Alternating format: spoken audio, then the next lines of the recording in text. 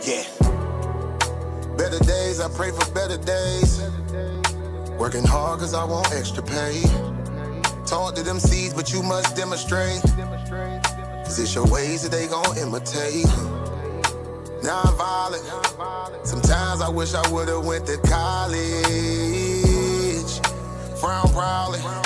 Cause where I'm from, they hate you when you smiling. Your faith should be your gun. You can't leave home without it. The children being grown, cause all the parents acting childish. You show them your reality, I bet they doubt it. You tell them all about your dreams, just when they out it. Your own blood.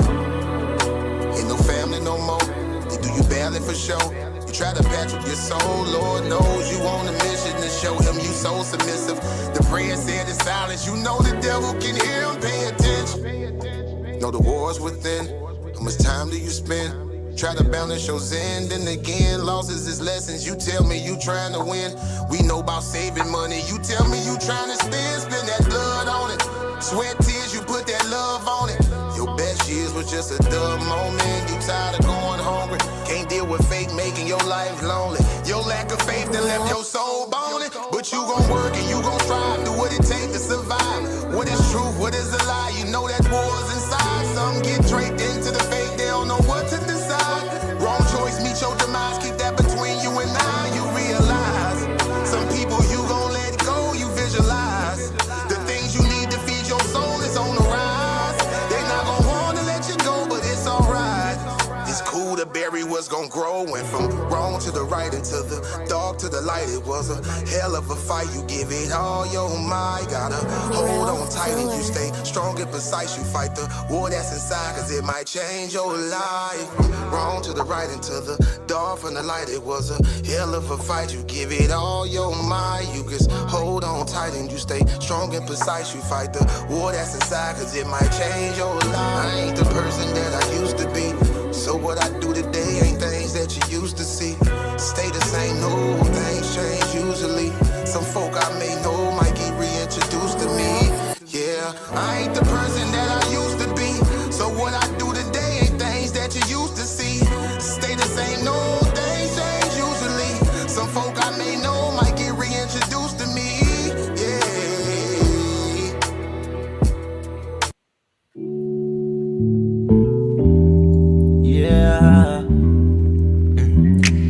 Don't be stressing on the dumb shit, cause God is gonna make a way. Just keep going and keep your faith, so you can win this race. This race called life, yeah, yeah. This race called life. This race called life, yeah, yeah. Race called life.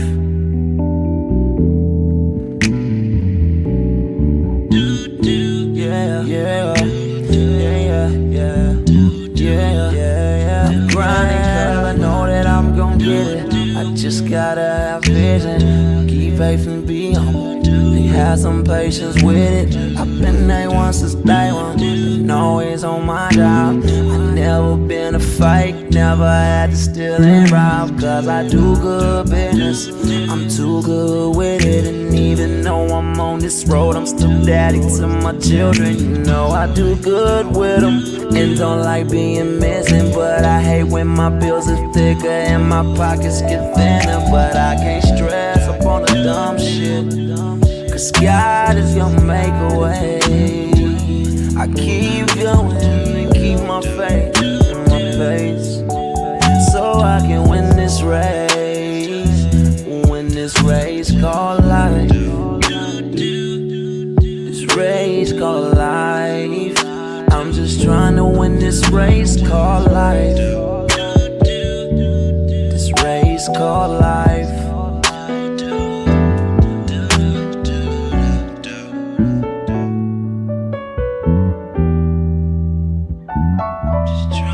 This race called life, yeah. Race called life. I'm just trying to win this race called life, yeah, yeah, yeah. I keep on running in this race called life, yeah,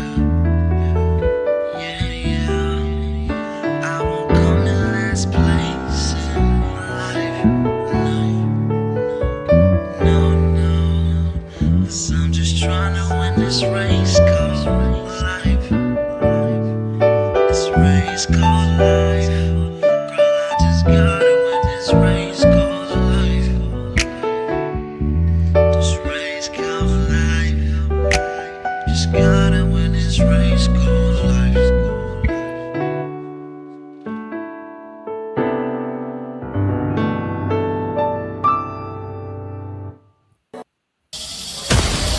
This is not a conversation.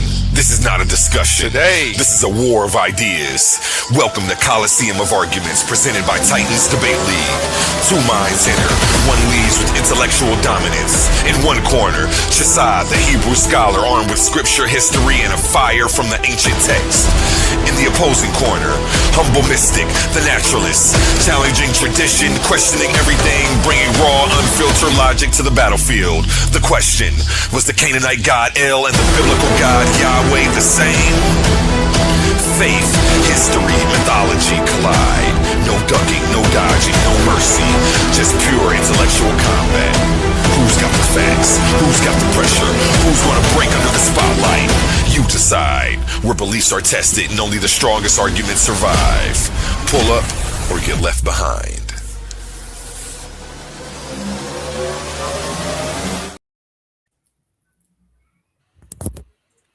Yes, y'all know why we are here, and y'all know what we came to do. Welcome back to the Coliseum of Arguments, hosted by Titans Debate League. Tonight, we're diving into one of the most controversial, history-shaking questions of all time. Were the Canaanite god El and the biblical god Yahweh the same? This is deep today. One side, we have CHAASAD. Let me turn my camera on. Okay, there we go.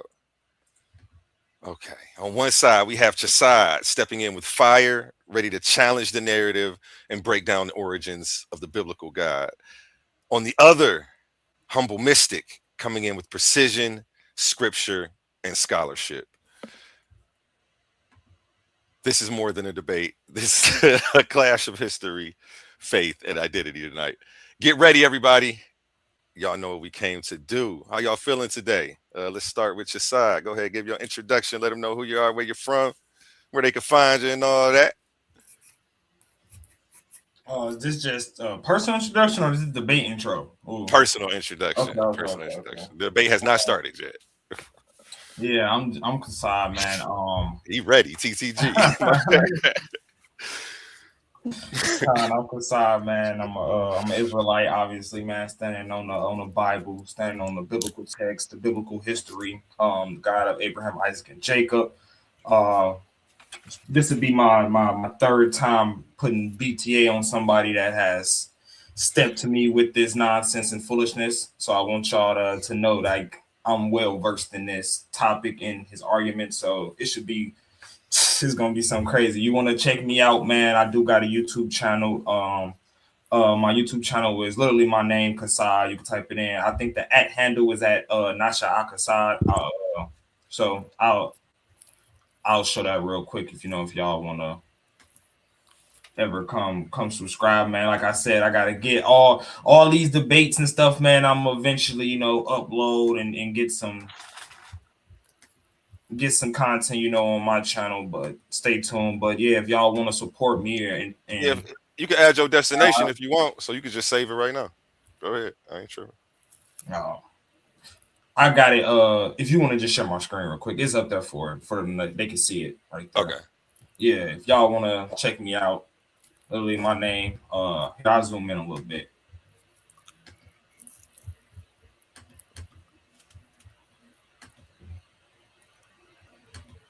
For the people. So yeah, man, that's my @ handle if you want to check me out, on YouTube and stuff, or support me, subscribe, I'll be, like I said, getting some videos up soon and uploading some content. But yeah, man, I hope y'all ready. I'm ready to get to it, man. Let's get it popping.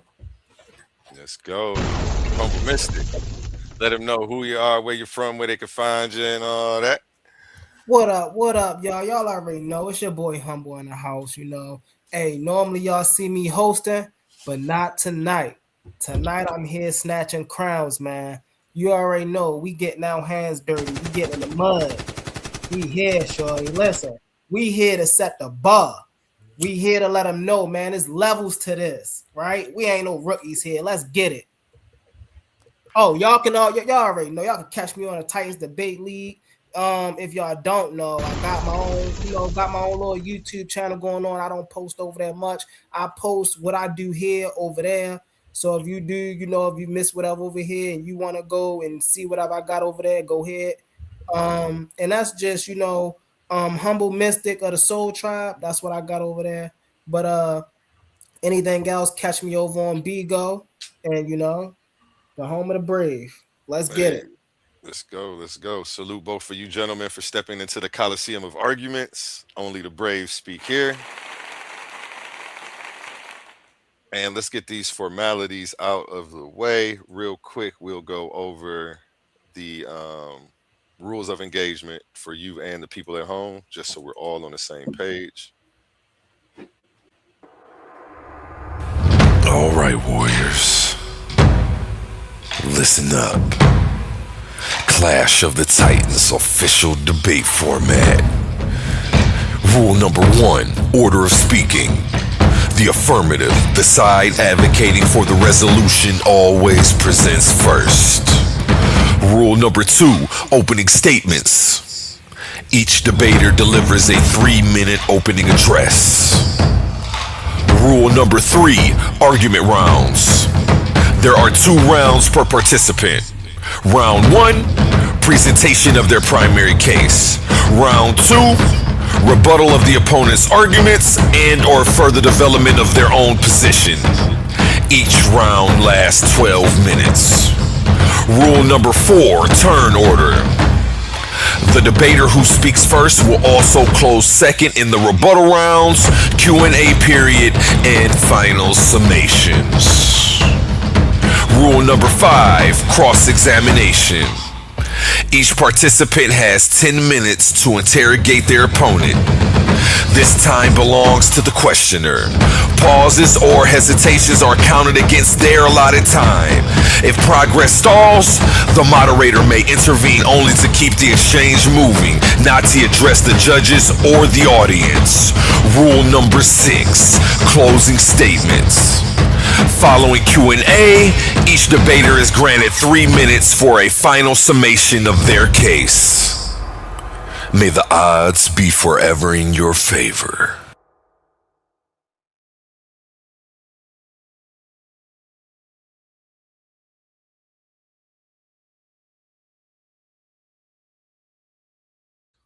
Yeah, so pretty much so we all on the same page. What's going on is 3-minute intro, 2 12-minute rounds. Your second round will be your rebuttal round or to further present your case. 3-minute, I'm tripping.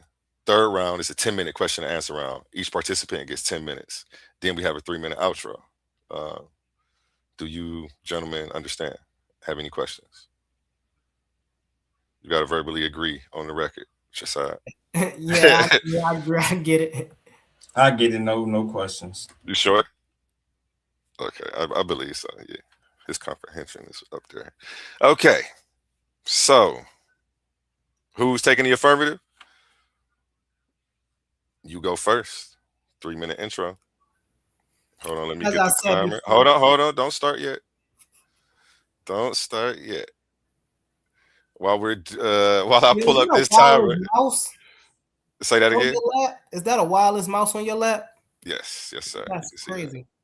Yeah, I'm doing my thing right now.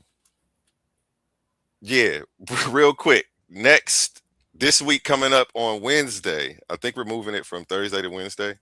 I have to talk to Gideon, but be on the lookout for this. This is not a conversation. This is not a discussion. This is a war of ideas. Welcome to Coliseum of Arguments, presented by Titans Debate League. 2 minds enter. One leads with intellectual dominance. In one corner, CHAASAD, the Hebrew scholar, armed with scripture, history, and a fire from the ancient text. In the opposing corner, humble mystic, the naturalist, challenging tradition, questioning everything, bringing raw, unfiltered logic to the battlefield. The question, was the Canaanite god El and the biblical god?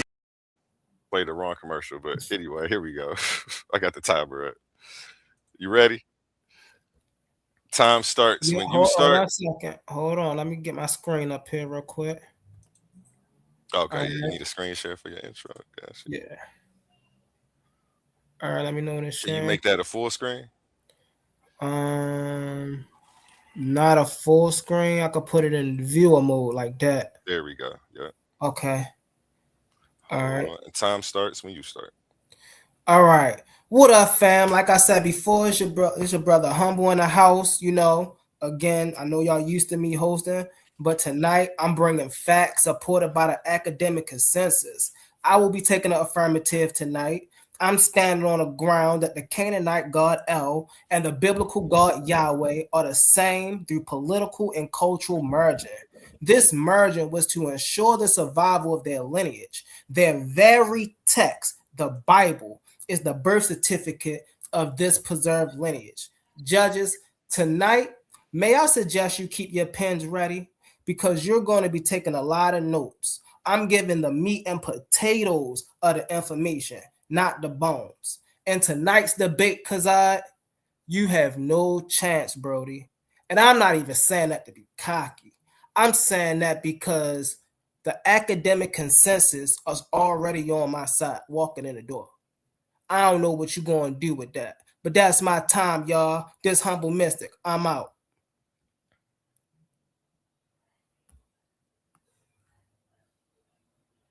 You have 1 minute and 50 seconds left. Do you yield the rest of your time? Oh, yeah.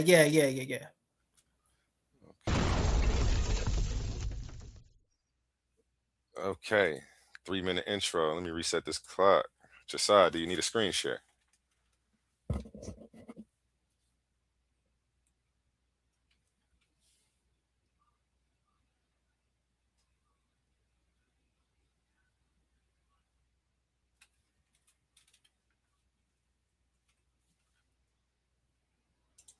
You're muted too, so we can't hear you.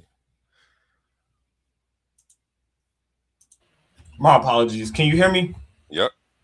My Time starts when you start. Calm. All right, I want to start off by giving all praise to the Most High God of Abraham, Isaac, and Jacob, the Most High Yahweh. This debate finna be very easy. Already done beat two people on it. He finna be the third. So I want y'all to understand what the actual debate topic is. Let's listen to this. Way I could put it in the chat and send it to myself. Y'all can hear the audio, correct? Canaanite El. The Canaanite God. Yes, sir. Yeah, the Canaanite God. The same deity as Yahweh in the Bible.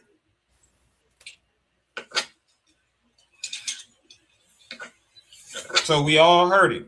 Is the Canaanite God El the same deity as Yahweh in the Bible? This here is a biblical debate. This isn't about going into Ugarit, none of that stuff. This here is based on the biblical text. Here's just straightforward. My opponent already lost. Let's listen to something else really quickly. Let's listen to something else. They're not the same God.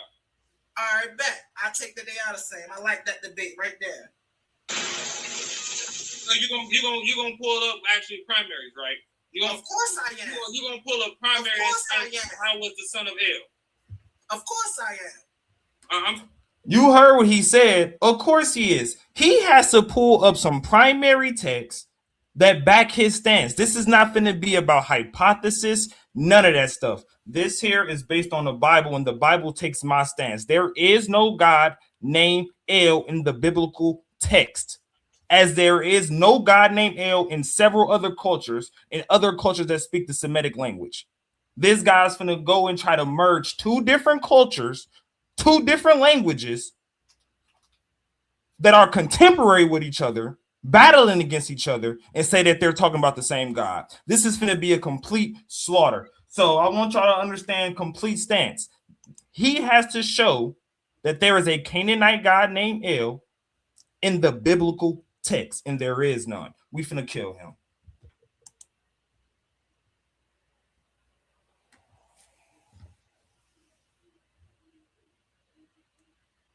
And remember, he said he's showing if he's not primary, automatic lost. He's done.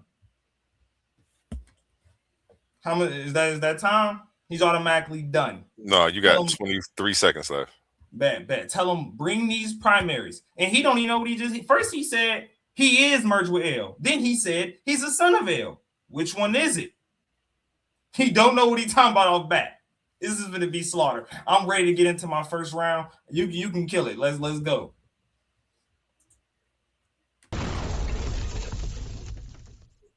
That is time. OTK, I see you backstage. We got an official debate going on. Okay. Round one. The affirmative, humble. Are you ready? I was born ready, brother. You know this. Let me share my screen again. Hold on 1 second.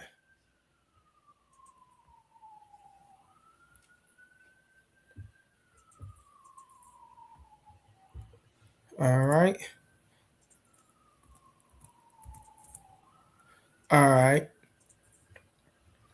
Let me know when you're ready. Time starts when you start. All right. So, family, our journey begins with the Bronze Age collapse, 1250 to 1150 BCE.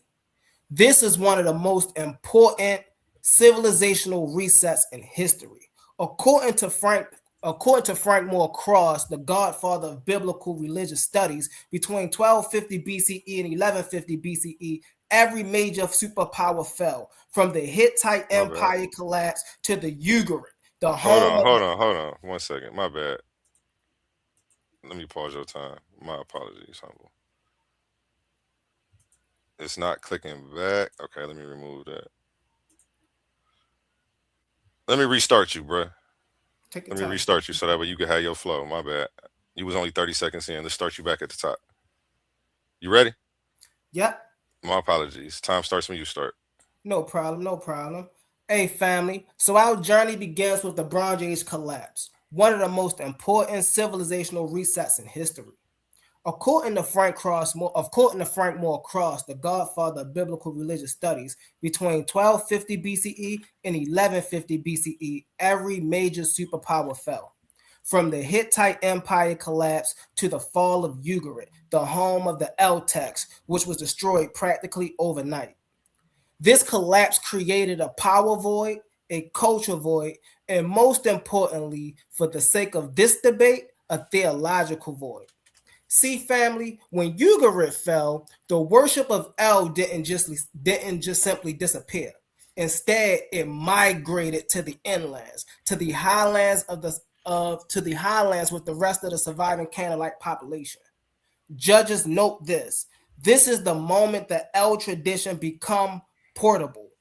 Academic credible scholars like Ernst Klein says the collapse was caused by many stresses hitting simultaneously. Between climate change and the system collapse, the villagers had no choice.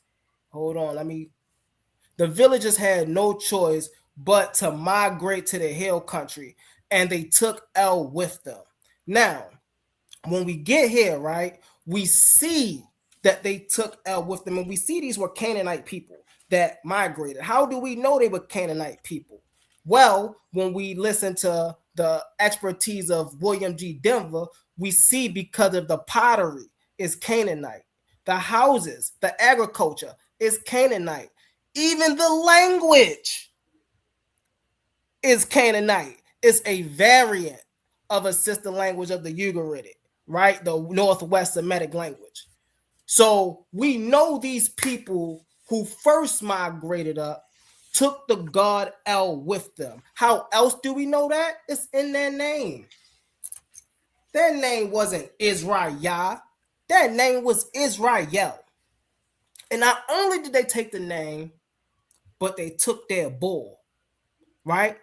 The very symbol and statue for that god. Interestingly enough, family, hold on, let me switch back. I don't know what's going on with this. All right, let's get it. Interestingly enough, family, this very same event, the Bronze Age collapse, from the climate change to the collapse of power is what led the CHAASAD from the south north to meet the people we know as the Proto-Israelites. Judges, now it makes sense why the black Hebrew Israelites always say that the CHAASAD were Israelites. However, they are mistaken, because during this time, they were still simply known as the CHAASAD. They wasn't merged fully yet with the Israelites. These were a group of desert nomads from the south who carried the name Yahweh with them, according to Israel Finkelstein. Let's get into it.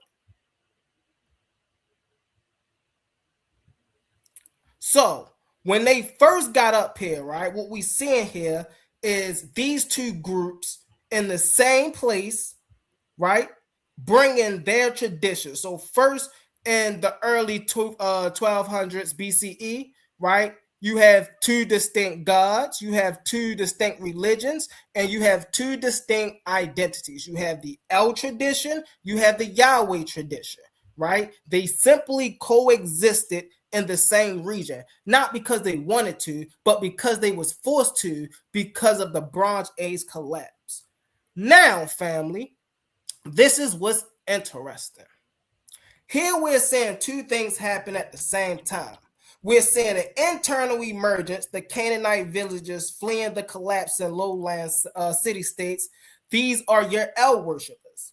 Your external migration, the Yahweh side, the CHAASAD, were nomads from the south fleeing from drought, political pressure. They moved north into the same highlands. They brought Yahweh with them. This is where you get your external migration. Judges, this is what I call a refugee squeeze, right? So keep note, family, when these two groups meet, 1000 BC to 900 BCE, they don't go to war.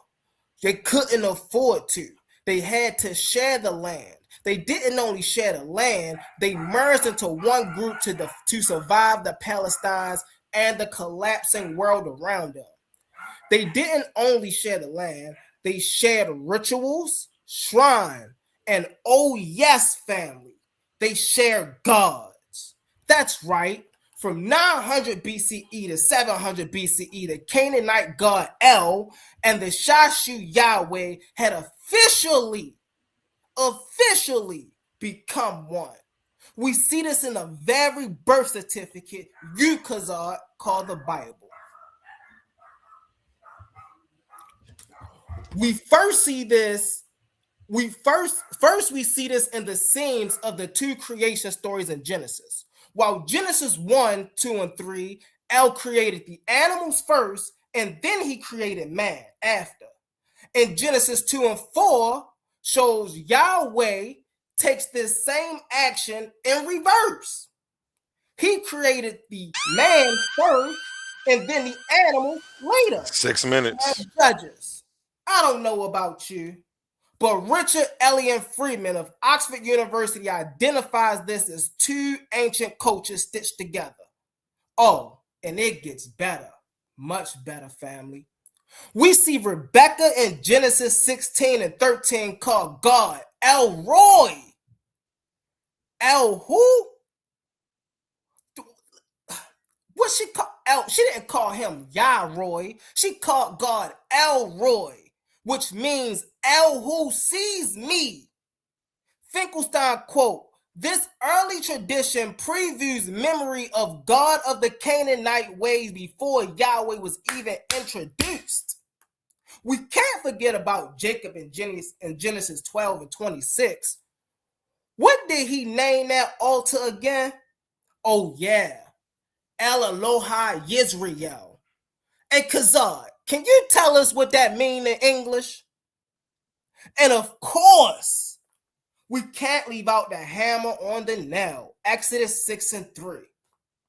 What was it God told Moses? Abraham, Isaac, and Jacob knew him as El Shaddai, but by his name Yahweh he was not known. Now there it is, judges. There it is, family. Straight from the bull's mouth, right? I would say horses, but you know El is a bull. So straight from the bull's mouth, we got the confession that not only did Abraham, Isaac, and Jacob not know God by the name of Yahweh, but they knew him as El Shaddai. And this also shows that El Shaddai, which is the Canaanite god El, and Yahweh, which is the CHAASAD God, have been merged. Last but not least, family, in Exodus 12 and 28, you in trouble, CHAASAD. Jeroboam set up 2 calves. 2, not 1, but 2 calves, and said, behold your gods who brought you out of Egypt. What did he say? Let me say that again. He said, behold your gods who brought you up out of Egypt. The prominent scholar Zaire Soviet examined the text, and in his analysis was that Jeroboam was clearly showing a mixture in cultures. He built the bulls, signifying the culture of the north, El, and he told the migration tradition from the south. This is the dagger in the heart right here, CHAASAD. Ain't no coming back from this. That's my time, y'all. I'm out. You got 2 minutes and 37 seconds left. Do you yield the rest of your time? Yeah, most definitely. Go ahead. I'm out. Let's go. CHAASAD, round 1. Ready to share your screen?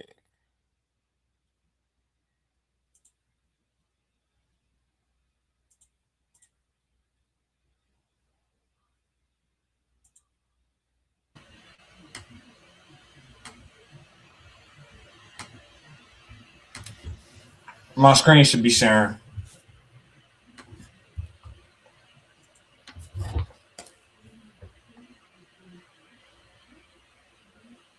Time starts when you start.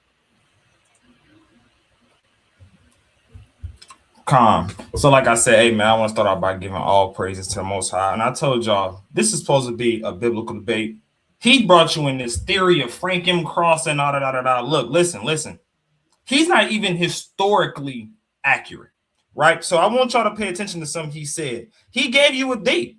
First, he gave you the late Bronze Age theory that, this spread L around. False. 2, he also said between 900 BCE to like 700 BCE, El is the god of these people up north. And listen to this guy. Listen to this guy. They didn't only share the land, they merged into one group to survive the Palestines and the collapsing world around them. They didn't only share the land, they shared rituals, shrine, and oh yes, family, they shared gods. That's right. From 900 BCE to 700 BCE, the Canaanite god El and the CHAASAD Yahweh had officially become one. Now, this is how you cook him in 30 seconds, man. So he don't know what he's talking about. For one, right, the time frame he just tried to give you, first of all, you talking about the CHAASAD of Yahweh. Israel had already been established as a nation and been split up into 2. This is the Meshe Stele we have right here on the screen. Notice he gave you a 900 BCE time frame. Notice this is exactly the exact time frame that he gave you. It says this is from an actual artifact, a primary document, which he said he was going to bring. It says this. I want y'all to pay very close attention. It says Omri in line 4. I hope y'all can see where it's highlighted red. This is where it starts off. It says Omri, king of Israel, oppressed Moab for a long time because Chemosh was angry with his country. So this is a different country. This is a whole nother group of people talking about Israel. Omri is the king of the northern kingdom of Israel. What he just tried to posit to you. Notice he gave you 900 BCE. That's literally right after Solomon is around 925 is where you get the raiding of the temple. So the split is literally around 930-ish, right? BCE. So you have the northern kingdom and the southern kingdom. This is talking about the northern kingdom. It says this. Let's see who his God is. Let's see who the northern kingdom and the God of Israel is. Line 14, it says, Chemo said to me, go take Nebo from Israel. I went in night and fought there from dawn until noon. I took it and killed everyone, 7,000 men, boys and women, daughters and pregnant women, because I devoted to Ashtar Chemos. I took from there the hearth, which is the vessels, from the altars of Yahweh. Who's the God of the Israelites and who's the God of the northern kingdom of Israel? Yahweh. He didn't say Baal. He didn't say El. He didn't associate no other God with them whatsoever. The best you can do is just speak about when the Israelites went into idolatry, and that's biblical history. You're not going to remix biblical history tonight. This is how you lose every single time. Right? I told y'all that's what he's finna do. He's finna remix biblical history. Now let's get into some actual sources, because he tried to talk about the spread of El. Let me show y'all something. And I told y'all this is what he's going to do. He's going to completely misuse the word outside of its cultural context. All of these Semitic cultures have the word El, whether you want to go into Akkad, Ebla, Amorite, Hebrew, Ammonite. All these cultures have the word El. None of them have the God El in their cultures. He has to go into the biblical text and show it in the culture. Let's get into this. Y'all see my screen still sharing, right? It says right here. It says the God El did not exist in the earliest Semitic pantheons, those of Ebla and Akkad. This is actually a citation. This is actually a source. So when we go down, we can actually see it. Alfonso Archie and ill and personal names. OLZ 91, 1996, 133 through 151. This is actually how you deal with sources and scholarship. He's making you up and giving you a theory that's not founded in the actual text and the actual cultures. Right? Let's get into it. Something else. He actually mentioned the Canaanites. He keep mentioning the Canaanites. The Amorites themselves are Canaanites. They don't have a God named El. So you're not going to insert El into these different cultures. Let's read right here. It says examination of the Theophorus element in the Amorite onomasticon shows that the element El cannot represent the God El even in that tradition. What he talked about when he said Israel, he's talking about a theophoric element, meaning that the word God itself is literally referring to to an entity.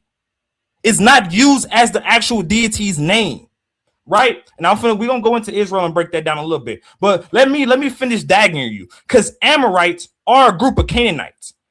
They don't have El in their culture. What are you talking about? But they have the word. So let's read down a little bit more. It says this. El, however, does not appear in any Amorite pantheon. He brought up Frank M. Cross. He doesn't know that Frank M. Cross, these are rebuttals to his argument. Frank M. Cross published these books in 1973. We don't know the Canaanite myth and we know these books. We read them. These people refuted his argument. 6 minutes. How much time? 5 minutes, 52 seconds. Cool, calm. So he has to go into all these cultures and show that El is actually in their text. You can't keep a certain El into these pantheons. It doesn't work that way. It says this, and this is going expounding on what on other sources I already show. It says it has generally been held that Ilu which is the word for El in Akkadian, right? It says originally an appellative. Ed Meyer, this is a source, asserted that in Akkadian Ilu is purely an appellative. It's literally telling you it has the word there, and it's only a designation for God. And designates nearly always an individual concrete object of worship, a definite daemon, but that it is no real proper name. Hine, another source, concluded that the notion of a proto-Semitic Ilu El is literally telling you these are the same. It's the same words, just pronounced different. God, in the absolute sense, one who stood at least at the head of the pantheon and subsumed all other gods, is a reversal of the actual historical development and projects the later Old Testament concept back into ancient times. I told you, man, he wants to reverse biblical history and reverse history itself, and it's not going to be founded in any actual foundation of the text. Now, let me show y'all something else, because he don't know who I am. Let's get into this. The word. Let me show this first. The word God itself, so we can actually get the definition of the word God. Let's see if it actually is actually referring to the Canaanite god El.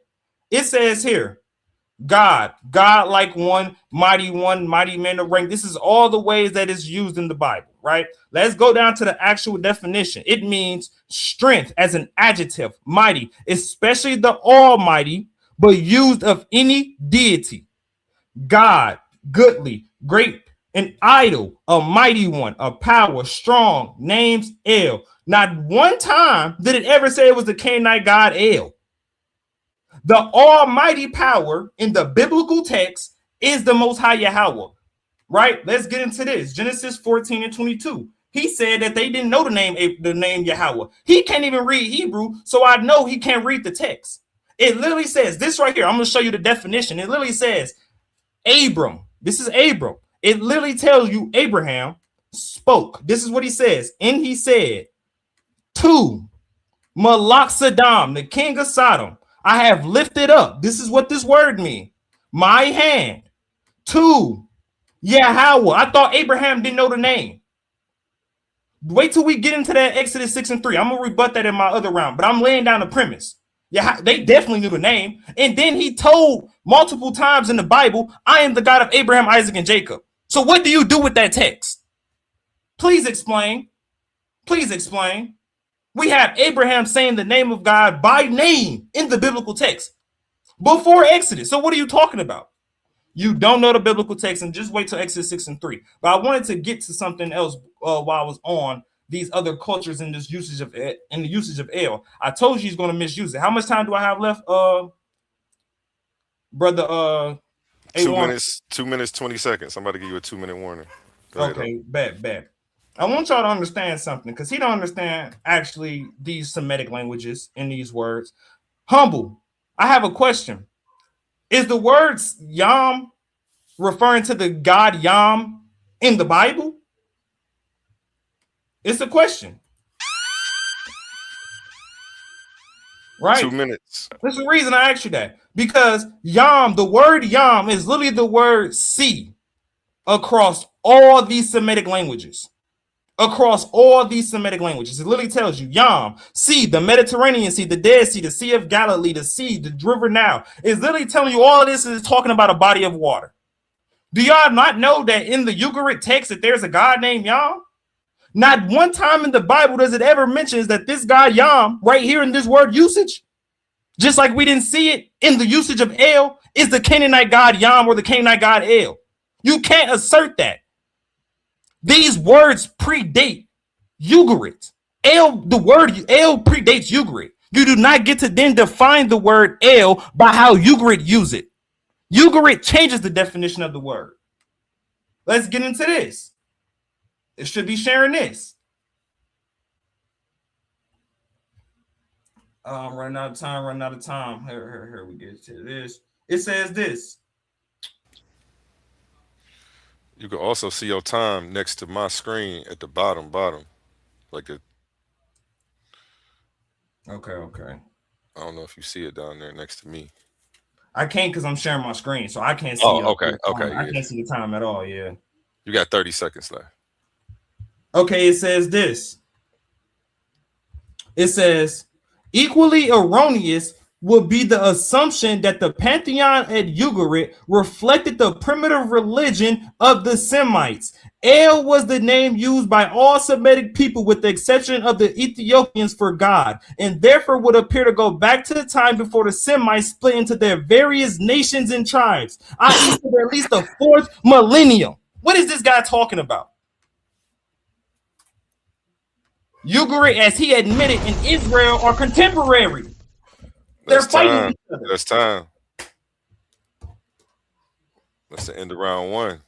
Round two, humble. Are you ready to share your screen?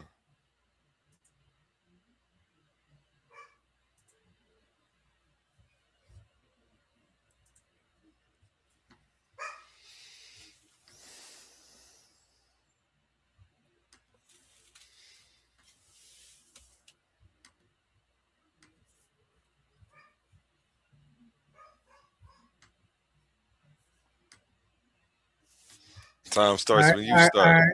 Can you see that? Yep. We can see that. All right. So I'm ready. I'm ready. A1, Brody. Cause I listened to your argument. It was passionate. It was emotional. But passion does not rewrite history. In fact, you didn't even deal with any history. And emotion does not change archaeology. That you didn't even bring any of that either. But you came up here to give us a Sunday school lesson. I'm here to give you an academic correction. It's so interesting because you're so predictable, bro. I told you don't bring this stuff, and you brought it anyway. I told you don't bring this stuff, bro, and you brought it anyway. Let's get into it, man. So you stand before the judges and the people and really sit here and claim that El is just a generic word for God, like Theos or Allah or Shem or Yam, or you know, you say it was Yam, because you have the history completely backwards.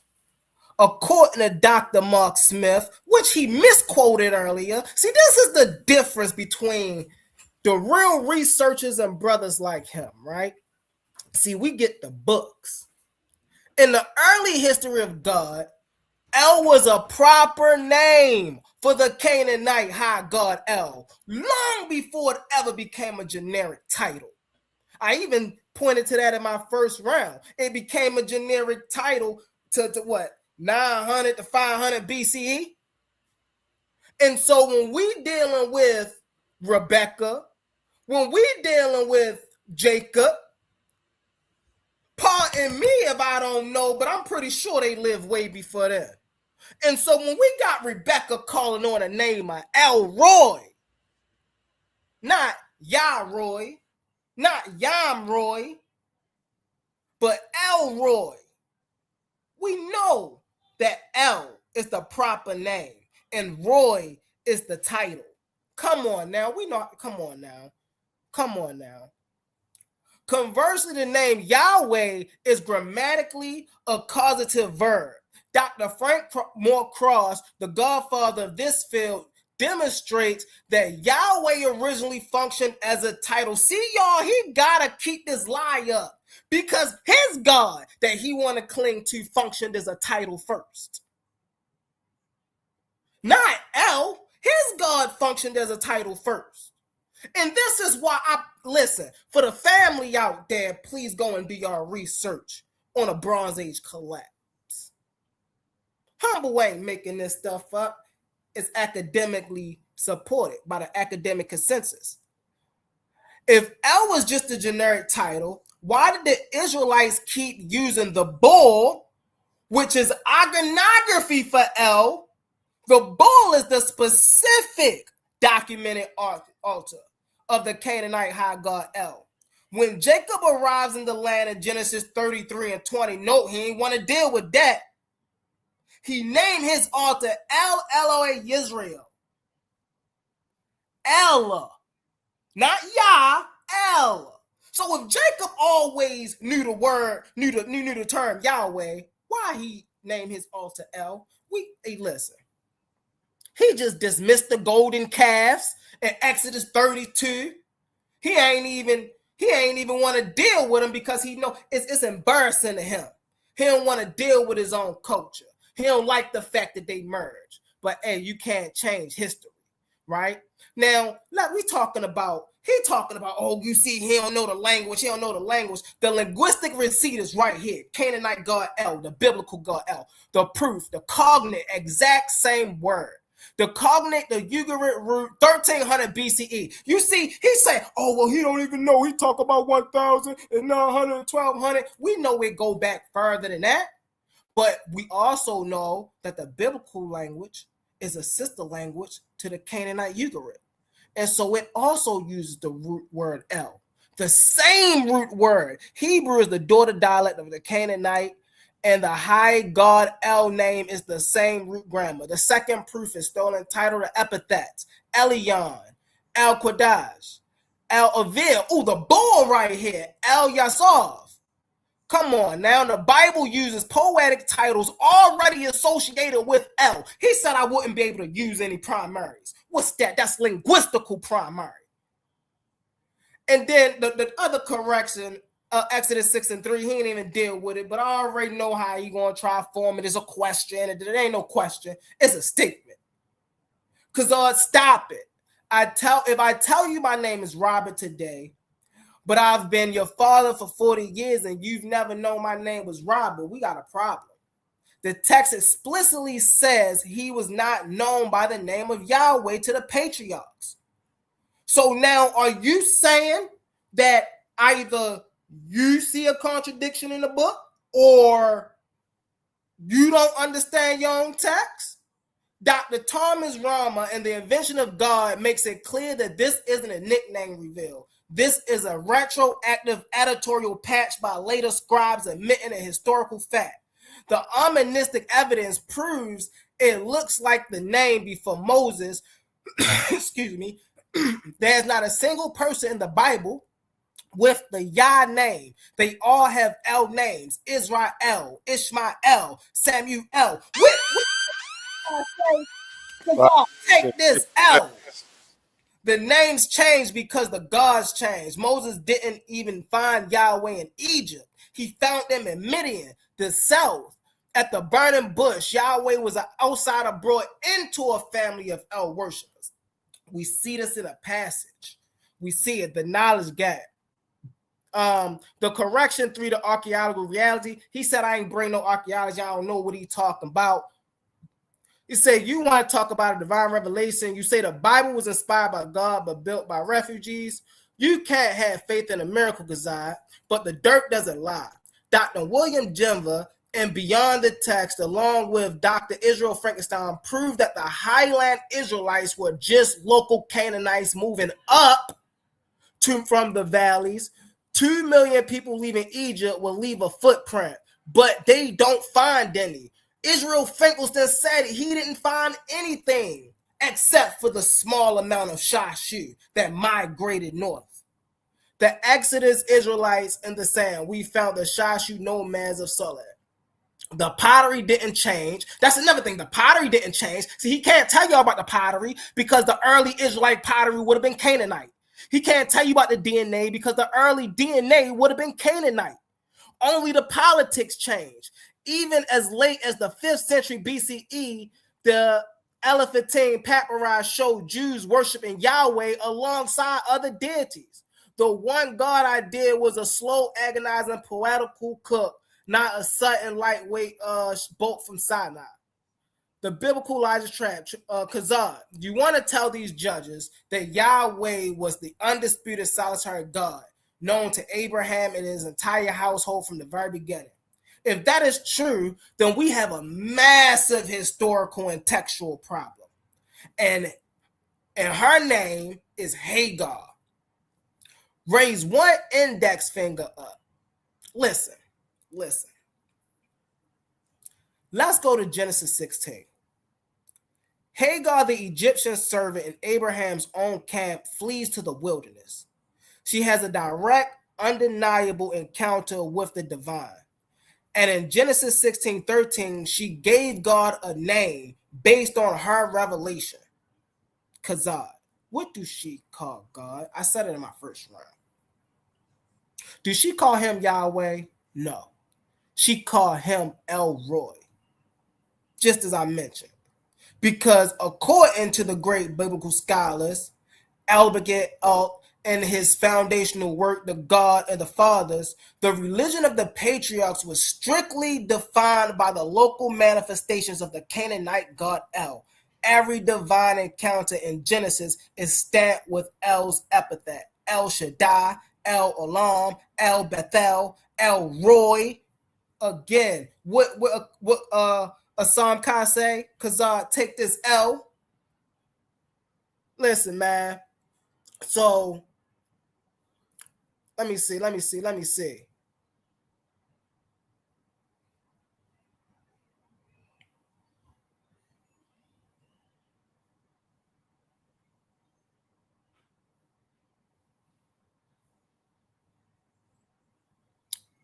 Kazad, if they were always the same, the Bible wouldn't spend hundreds of pages trying to convince. That's crazy because I was moving my screen and I don't know if it was moving over there. It was frozen over there. That's why I was chilling.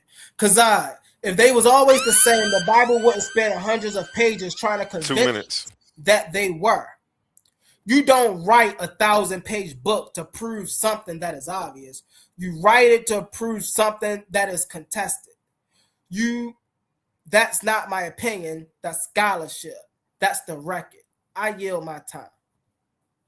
How much time I got left? 1:30. Oh, yeah. I yield my time. He yields his time with 1:23 left.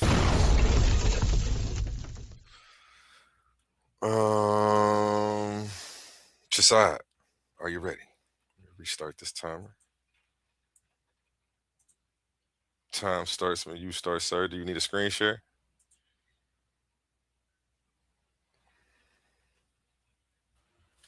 Yeah, I'm share my screen, please. I'm gonna zoom in.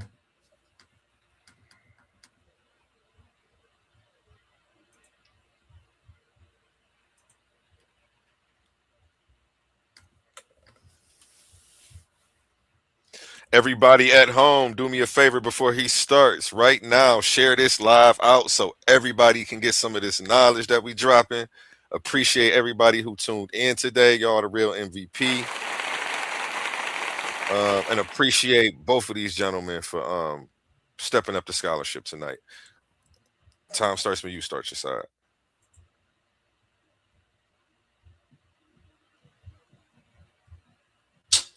I don't know why I keep zooming back out every time I zoom in. Here, I gotta.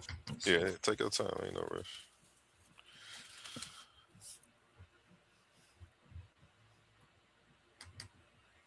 We on divine time.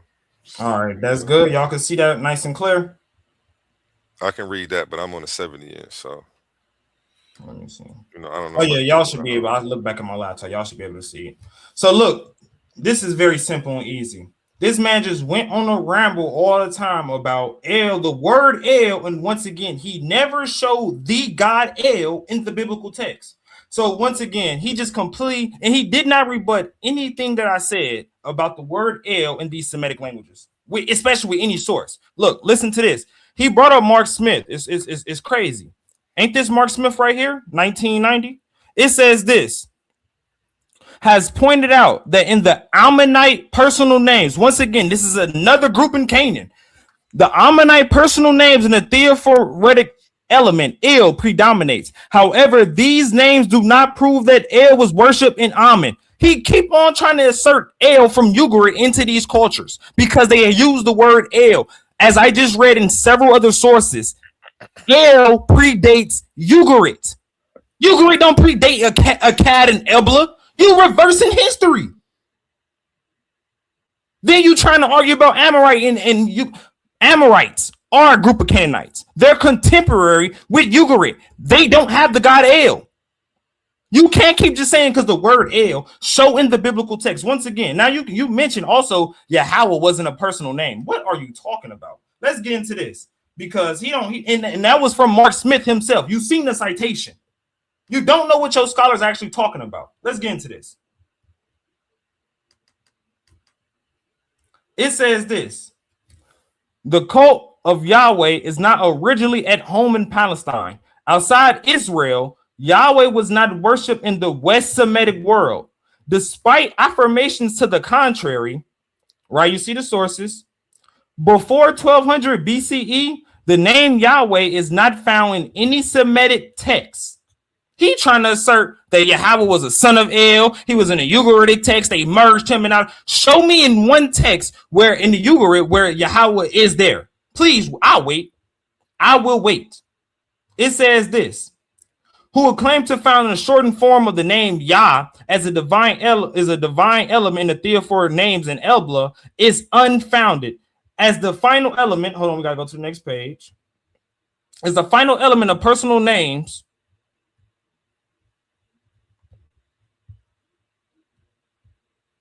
Yah is often a hyperistic ending, not a theonym. A. Archie, the epigraphic evidence from Ebla in the Old Testament. Notice I quoted Alfonso Archie. I'm quoting these scholars that's rebutting Frank M. Cross and and Mark M. Smith and Mark S. Smith. I'm bringing that. Let's get into something else. Right here, we're gonna go down because I wanted to point out the Ugarit text. It says this: Yahweh was not known at Ugarit either. The singular name Yahweh, vocalized unknown in a damaged passage of the Baal cycle, cannot convincingly be interpreted as an abbreviation for Yahweh. As D. Moore, as he tried to quote, has stated. Your own scholars is telling you making it up. They telling you that they only have a theory. None of this is founded in any documentation. This is why you didn't rebut anything with a source about El and all these other cultures. They're telling you we find the word El there. But we don't have the God El in any of these pantheons. When are you going to get that part through your thick skull? Now let's get into this part. They keep telling you that El is referring to that culture's God. What didn't you understand? Right? That's why when it brought up to the Amorites, let me get this. It should be showing this. It says this: El, however, does not appear in any Amorite onomasticon or any Amorite pantheon. They telling you he's never there. You have to actually go there and show it there. But let's get into something else because I wanted to get into something. Can you pause my time real quick? Because I need to pull up the Baal cycle. Because he keep mentioning it and he talking about what he do. I need to reshare my screen. Time pause at 7 minutes and 54 seconds. Yeah, do your thing. Take all the time you need, brother.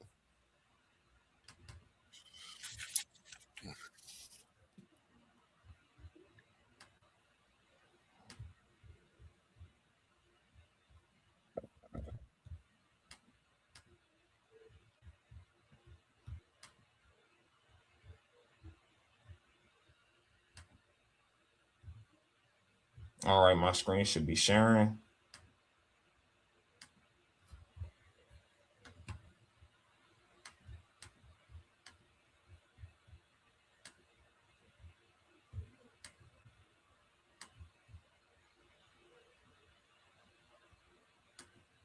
Okay, now it's sharing. So as you can see, Hold on, right? wait. I still didn't share it.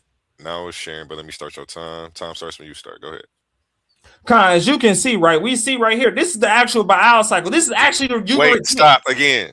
All right. I just messed up and hit reset, but you was at 7 minutes and 54 seconds. Let me just reset this for an 8-minute timer.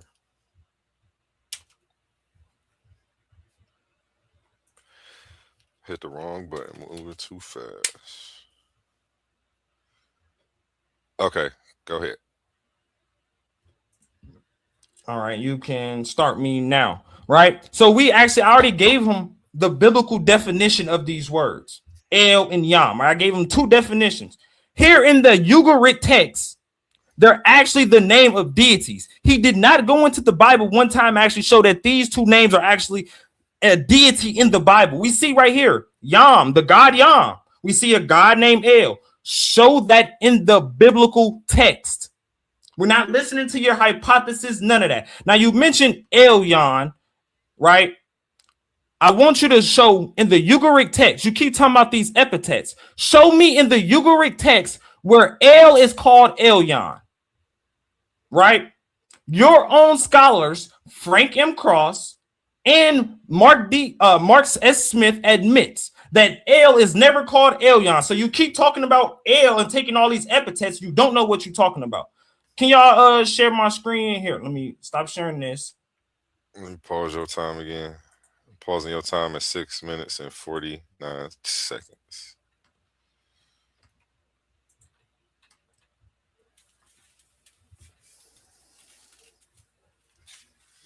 Share my screen, please. Mm-hmm.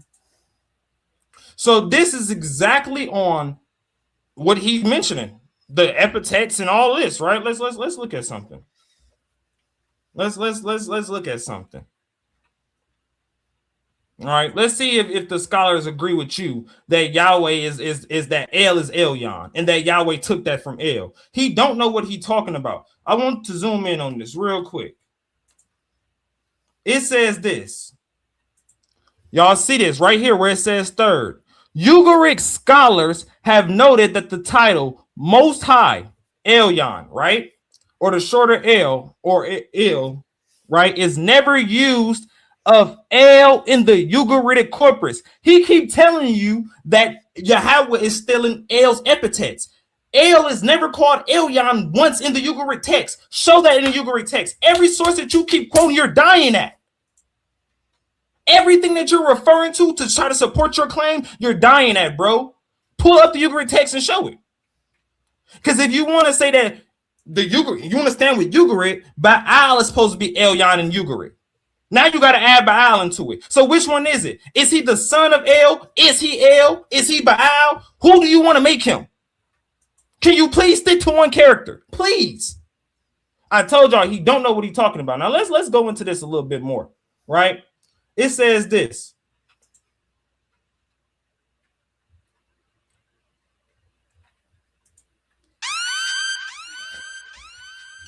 It says this. Last but not least in importance, the idea of Yahweh receiving Israel as his allotted nation from his father El is internally inconsistent in Deuteronomy. In Deuteronomy 4:19, verses 19 through 20, a passage recognized by all who comment on these issues as an explicit parallel to 32:8 and 9. The text informs us that it is Yahweh who allotted the nations to the hosts of heavens and who took Israel as his own inheritance. Neither the verb forms nor the ideas are passive. Israel was not given to Yahweh by El, which is the picture that scholars who separate El and Yahweh in Deuteronomy 32 want to fashion. He wants to tell you that Elyon and all these other people is somebody else that's mentioning Ugaritic in the text.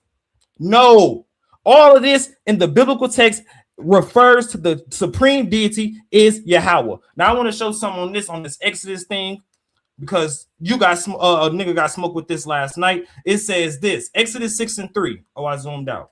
Exodus 6:3. The most likely translation of Exodus 6:3 is not that of the NIV, but by my name of the Lord, that I not make myself known to them, but rather a question. And by my name, Yahweh, that I might not make myself known to them. Now let's get specifically into this. The Hebrew interrogatives are only sometimes marked by the so-called interrogative particles. The construction used here is common enough for interrogatives beginning with "is it not" or "did he not."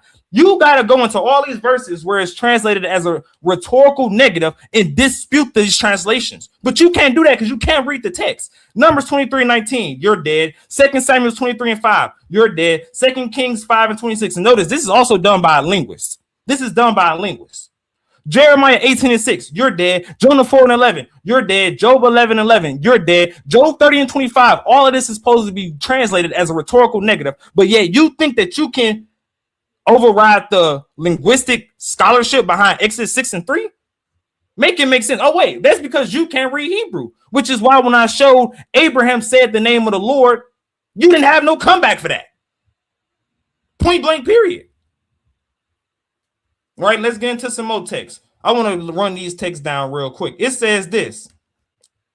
Who is the supreme God, right?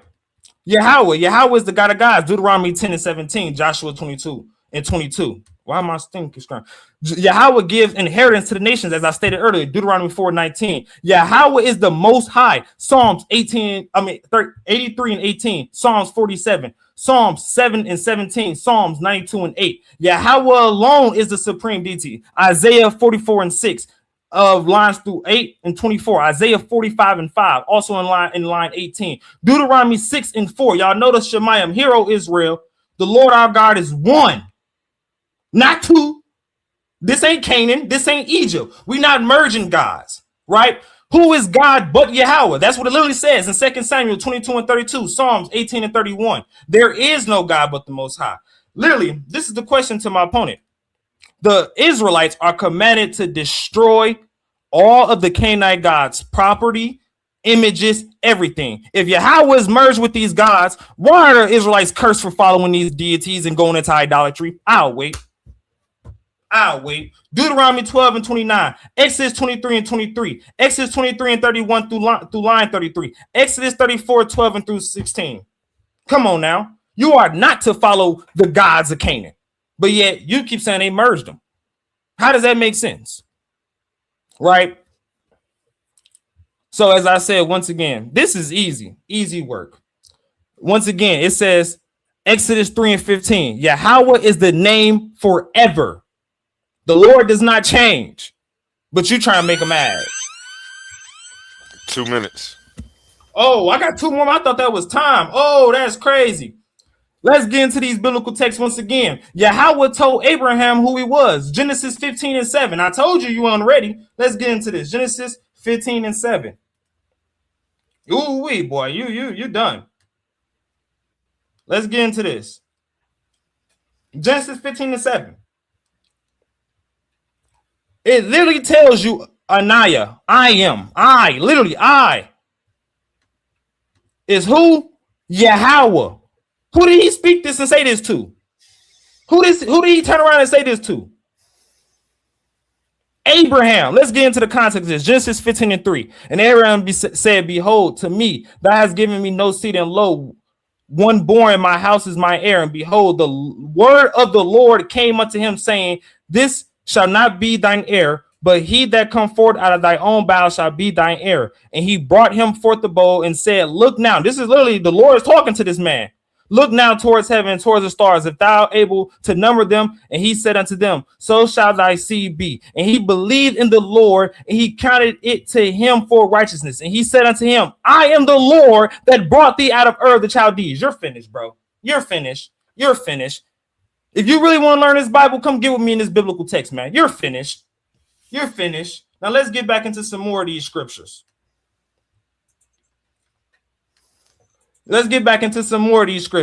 Hey, dang, why I move? Let's get back into some more of these scriptures. Abraham builds an altar and calls upon Yahweh. Genesis 12 and 8, Genesis 13 and 4, and also on line 18. Abraham says the name of Yahweh, as I already brought out, Genesis 14 and 2. Genesis 14 and 22, also in Genesis 24, verse 3 and 7. Sarah said the name of Yahweh. Oh, okay. Where my sound effect at? There we go. That's time. Okay, get ready for your question and answer round, folks. Everybody share this live out. Let them know the question and answer round is about to get started. This is where both debaters get to interrogate each other for 10 minutes. And this is where the fire starts. Real quick, a word from our sponsors. Let's pause the noise for a second, because if you're still here right now, you're already different. Not everyone gets this. Not everyone understands real debate, real scholarship, real intellectual smoke. But you do. This is Coliseum of Arguments. This is Titans Debate League. And what happens here doesn't survive on algorithms. It survives on the people who believe in it. When you support through Cash App, you're not just donating. You're fueling the arena. You're the reason we can bring in high-level guests. You're the reason we keep unbiased judges. You're the reason these debates stay sharp, fair, and uncompromised. This platform is built by thinkers, sustained by supporters, protected by the ones who know value when they see it. If this show has ever sharpened your mind, has ever entertained you, or has ever challenged what you thought you knew, then Cash App is how you say, keep this going. Not everyone contributes, but the ones who do, they're part of what makes this real. Coliseum of Arguments, Titans Debate League, powered by the people who get it. My heart is bleeding in a pool of blood, I'm drowning. Yeah, my heart is bleeding in a pool of blood, I'm drowning. I look in the mirror now.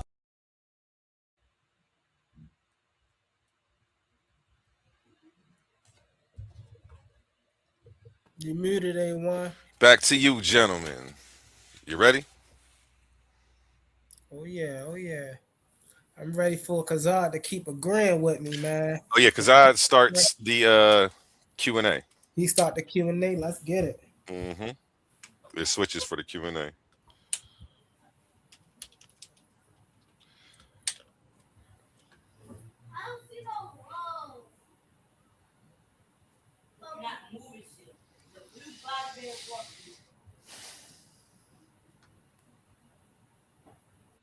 You ready?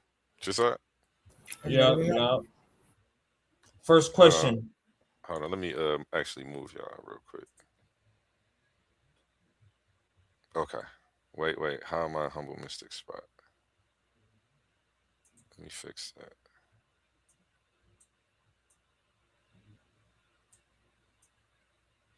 Humble mystic right there.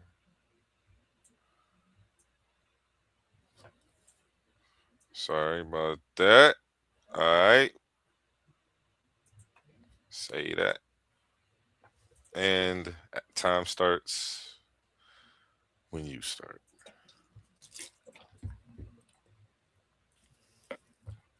First question. Can you show in the Ugaritic text where El is called Elyon? I never made that statement. You said several times that he has taken El epithets. Epithets such as El Shaddai. Epithets is El Shaddai, El Elyon. You stated that multiple times. Can you show where in the Ugaritic text where El is called El Elyon? I said Yahweh had. Yes or no? Yahweh took his epithets. And what epithets is that? L's epithets. Yeah, we see you playing games. Yep, you just got caught. I just told you to go into that and show that, and you can't do it. Okay, so next question. Can you show in the other cultures that I show sources for, Ammon, Amorite, Ebla, Akkad, can you show in their documents where they have a god named El as the name of the god? No, but I could show you. No, you're done. That's it. Yep, you just said no. So you just gave it up already. So he just told you, he just tried to rewrite history. You done. Next thing. Are you familiar with Israel Frankenstein incorrect dating of the entry of Israel? No, not from my knowledge. From my knowledge, that's academic consensus. Okay. Here, I'm finna share something.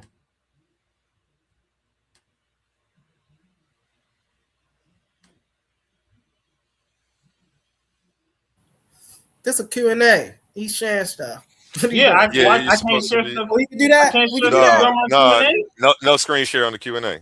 Oh, my bad. Okay, can you pause my You're time cool. real quick then? Yeah. I can't share that on the Q&A. Okay, my bad. I'm Yeah, typically it's just questions. Yes. Look, you supposed to be interviewing me, and you messing up my flow. Yeah. Next time, just make your opponent agree to that beforehand, and then you can get it off. Go ahead. My bad. I didn't know. Okay, my bad. Anyway. Okay. Does the scriptures not tell the Israelites not to build any idols or to go into worship the Canaanite gods or the gods of Egypt or anything of that nature? That's your Bible. You should know. Is that a yes or no? Answer my question, please. If the Bible say that. Oh my goodness. Oh my goodness. This is sad. Okay. That's your Bible. You should know. No, this is sad, man. All right, so let's get into something else. Do you have any document, a primary text, as you said you was going to provide, that shows that Yahweh was merged with El or that Yahweh is a son of El? Yes, I do. Give me the primary document. The Bible. Incorrect. The Bible does not say that, as I showed multiple sources. So tell me what line in the Bible says that. Genesis 6:3. You did not. Okay, now I need you to provide me. No, linguistically, can you break down Exodus 6:3 as I just showed that that's supposed to be a rhetorical negative? Yes or no? Yes. Do it. I'll wait. You'll let me. Well, you telling me to share my screen? No, what's the Hebrew words? I'll wait. You didn't ask me for the Hebrew words. You asked me to break it down. Hebrew linguistically, I asked you to linguistically break it down. Can you linguistically break down Exodus 6:3? Yes or no? Yep. Okay, break it down. Hebrew. The topic of our debate. No, that's not the question. Nope. That was you was told to break down Exodus 6:3 linguistically. You did not. Okay, let's move on to the next question. I showed multiple verses that said Abraham knew the name of the Lord. Correct or incorrect? Yeah. Okay, you just lost. You just said he didn't know the name of God. Does not Genesis 14:22 says that he calls upon Yahweh? Is that not a editorial update? No.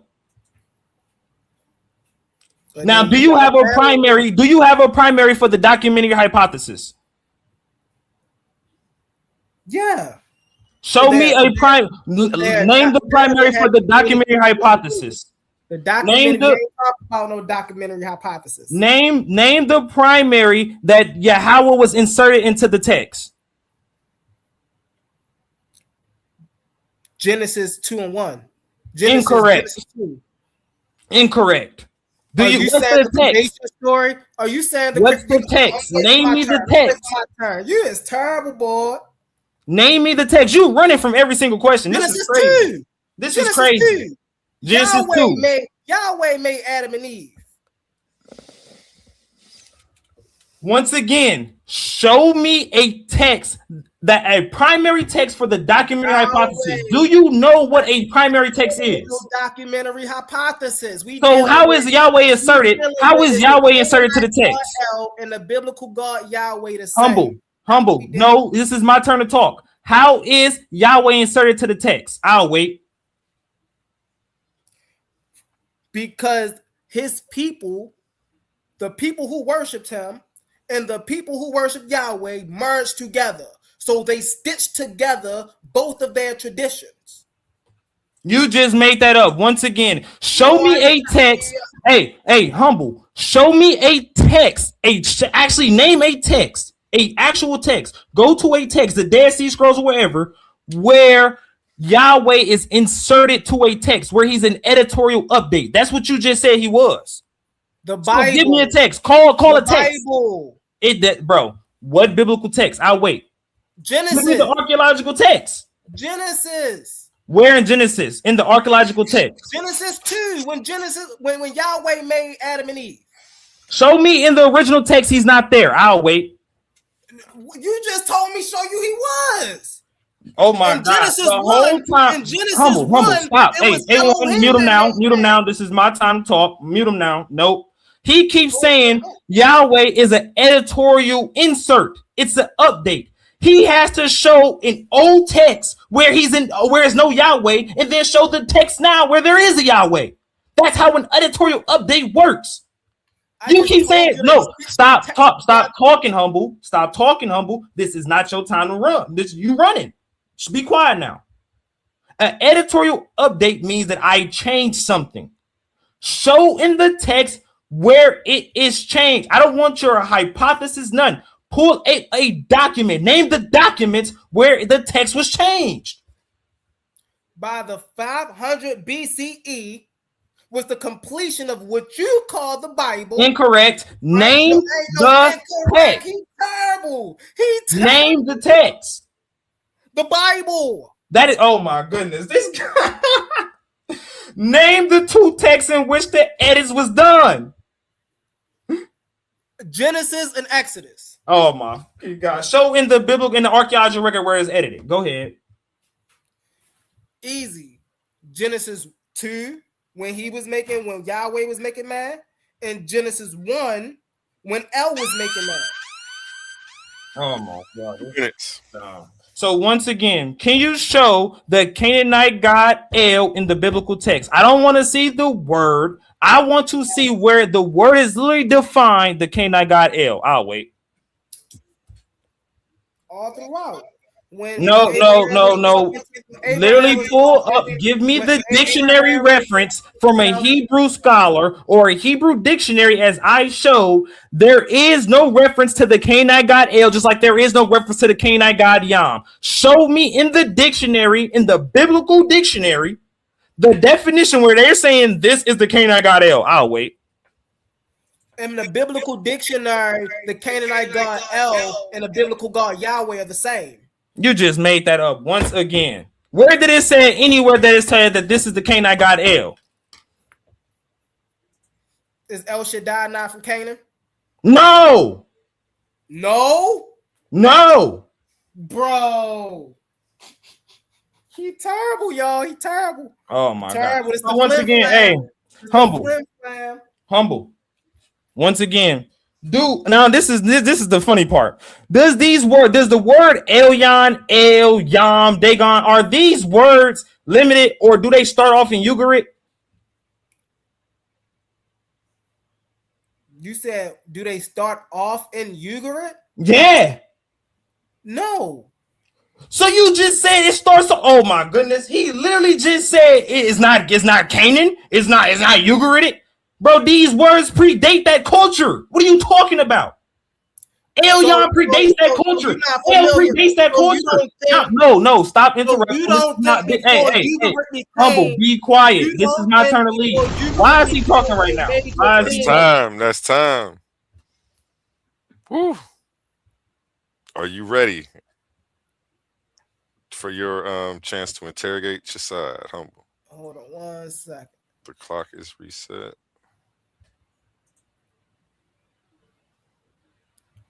Hold on 1 second. Where my stuff at, bro?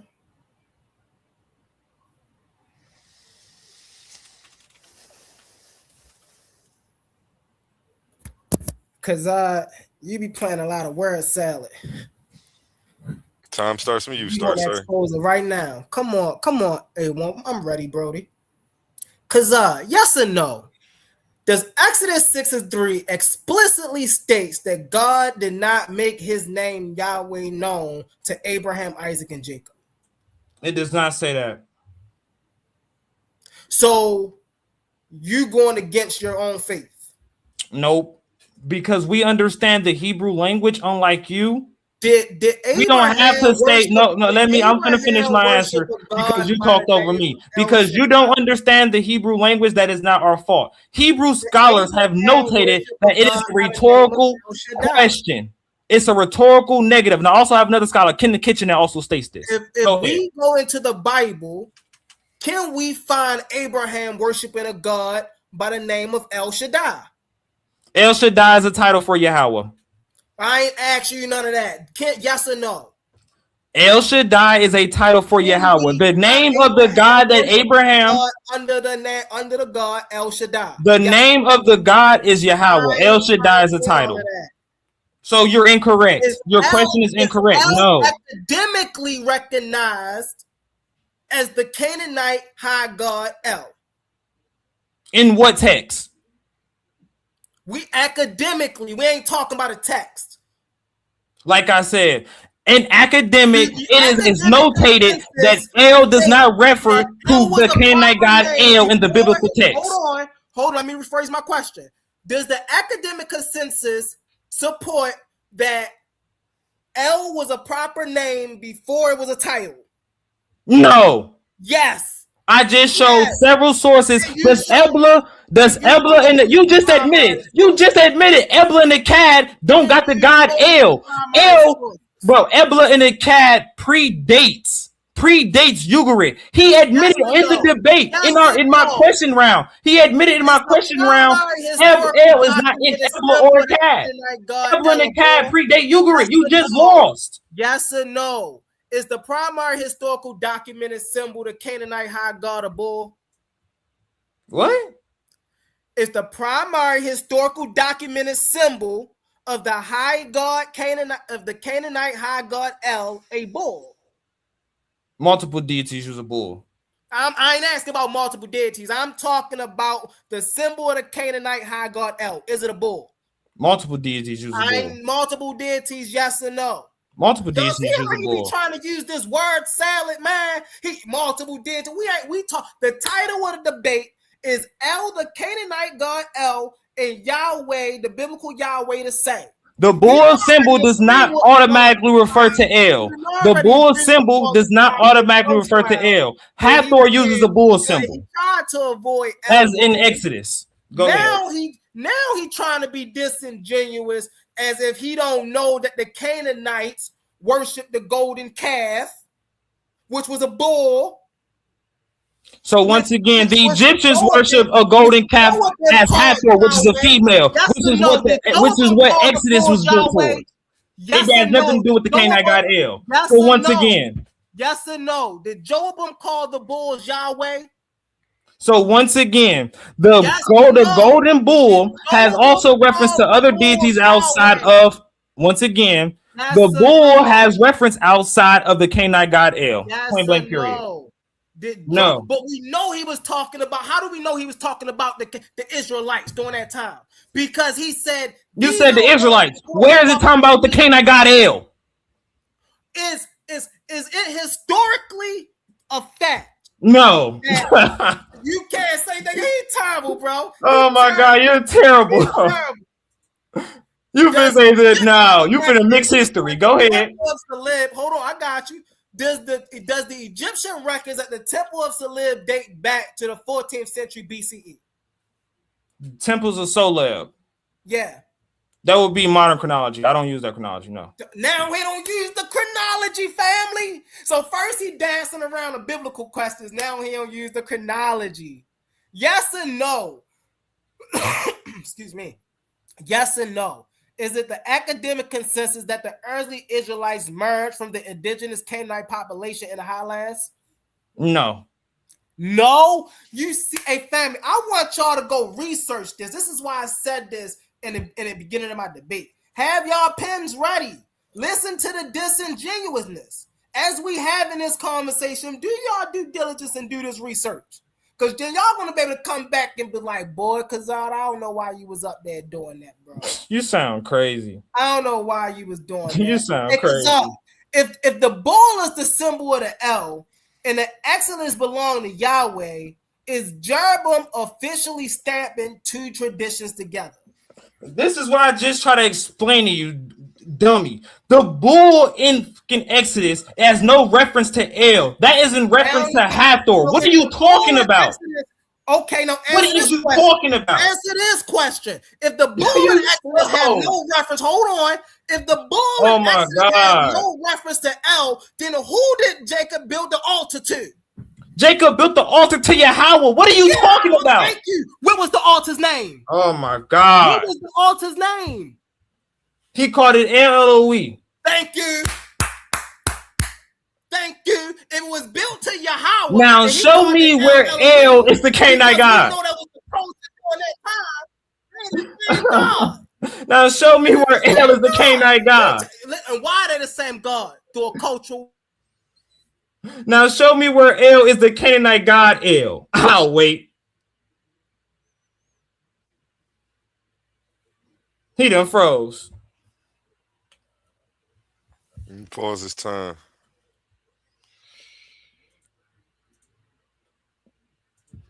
Time pause at 3 minutes and 30 seconds. All right, I'm here, y'all. My bad. My internet went out. Can y'all hear me? Yep, take your time. Let's pause your time. All right. Where I leave off at? Oh yeah, you ain't get into that cultural merger, bro. Is that a cultural merger that we see? Once again, no. The word El predates the usage as Ugarit. The word El literally in the Bible is defined as the common Semitic noun. It literally means God. I asked you several times, show me the Canaanite God El. Don't say the word El. Show me it is the Canaanite God El. Does the Bible states that Moses first encountered the name Yahweh in Egypt or in Midian? Pull the text up. No, I ain't no pull the text up. You know your own text. When Moses found Yahweh, did he find Yahweh in Egypt or did he find Yahweh in Midian? Yeah, he already knew Yahweh from birth. What are you talking about? He knew Yahweh from birth? Hey, yo, listen, man. Hey, he be trying to let this that flim flam salad. Who raised Moses? Did his mama raise him? Do the names Israel, Ishmael, and Samuel all contain a Canaanite divine name El? No. Listen, oh my God. go do your research. Family. Once again, Hey, judges, Several cultures have the theophoric element L in their culture. Several cultures. Can you show one culture that I named that had the God L in it? I'll wait. We gave you Ebla, we gave you Akkad, we gave you Amorite, we gave you Ammonite. You keep saying L. I gave you Elroy. And all that means is God. So God. God. So here's another question for you. Why didn't Rebecca call on the name of Yahroy? Why is she called on the name of Elroy? Are you slow? The word word L is literally the word God. so y'all see how he doing this? So now, family, my God. Judges, what I want you to do, judges, is I want you to go look up Elroy and see if the name L is a proper name in the name Elroy, and see if Roy is not the title. So I'm gonna ask you again. Why didn't she say Yahroy instead of saying Elroy? Why did she say Elroy instead of Yahroy? If Yahweh was there from the beginning. Once again, because you are slow, the word El in Hebrew is literally the word God. In fact, I got another question for you. Did you just hear the answer? Did you just hear the answer? Is there a doublet in Genesis? Did you just hear the answer? Why is there a Did you just hear the answer? That utilize both of these deities in separate pages? Why do Genesis 1 use El and Genesis 2 use Yah? Once again, the word El is the word God. Yahweh is the word. Bro, are you dumb? Are you dumb? Are you dumb? Look that up, judges. Are you stupid? Why do Genesis 1 use El and Genesis 2 use Yah? I just answered you once again. The word El is literally the word God. So is Yahweh God? Yes or no? Is El God? Yes or no? El is not God in the biblical text. El is not God? No. So who is El Shaddai? Dumbass, it's a title for Yahweh. I just said that. El Shaddai. We don't want to hear none of that. That's time. Q&A is over, gentlemen. Get ready for your 3-minute question and answer round. And real quick, we'll go to a word from our sponsors. Let's be real for a second. Some of you claim you're the best debaters in the game, but every week you're still arguing for free. You study, you prepare, you show up, you give them viral moments, and the platform gets paid, not you. That's not competition, that's exploitation. Some leagues built their entire reputation off the backs of debaters they never intended to compensate. Clips, views, donations, super chats, and the people creating the content still walking away with nothing. Over here, we don't play that game.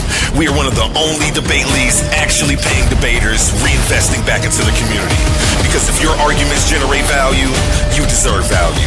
So here's the reality check. If you're really the monster you claim to be, if your research is really as sharp as you say, if you really think you could dominate any room, then prove it. And here's where the stakes are real. Warriors don't fight exhibitions forever. They fight where the prize is. So you have a choice. Stay comfortable debating for exposure, building someone else's empire, or come step into the arena where serious debaters get respect and paid. This isn't charity. This is combat.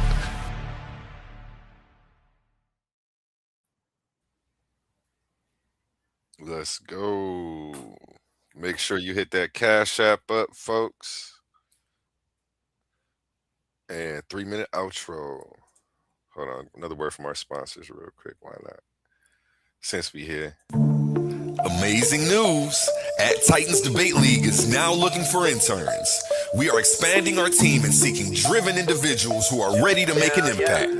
We're on the hunt for talented people to join our marketing team, a charismatic new host, and creative minds who can produce amazing content. If you have a positive attitude and are used to winning, because that's what we do here, then we want to hear from you.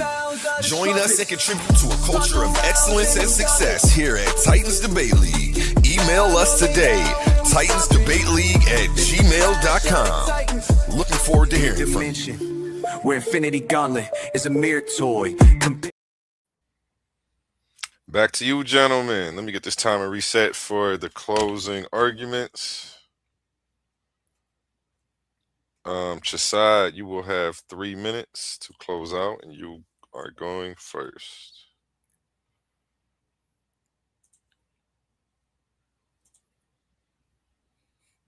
Time starts when you start, sir.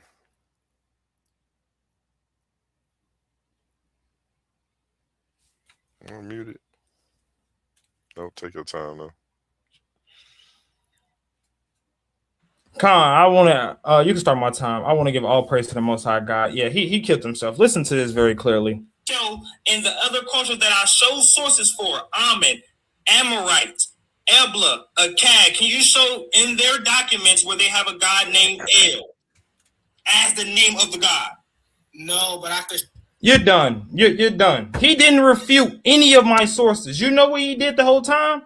Was twist the biblical text and twist history. He keeps talking about El and Ugarit. I literally showed documents, and he admitted that we just heard him admit it. Ebla predates Ugarit. Akkad predates Ugarit. All these cultures and stuff, they're either contemporary or they predate Ugarit, and they don't have a god named El. So why, when we get to the biblical text, now you want to try to insert Ugarit and their tradition into the biblical text?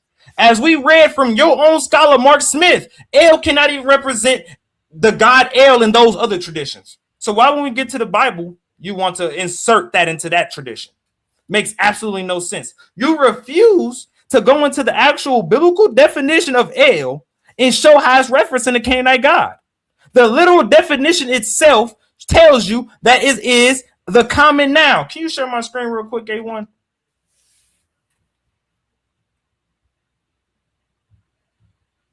You can pause my time just for 1 second.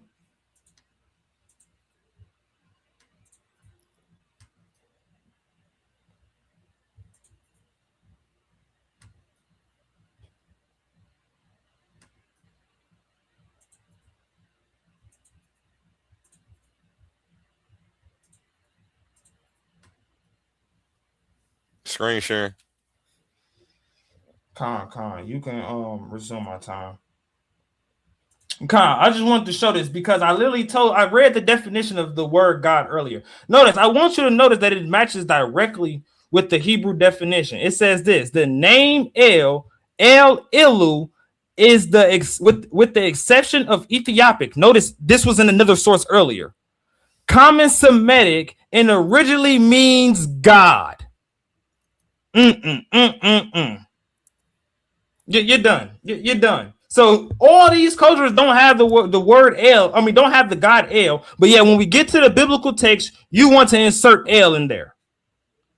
I told y'all once again, and he didn't show no primary text. He can't even read Hebrew, but yet he's trying to make an assertion on the Hebrew text.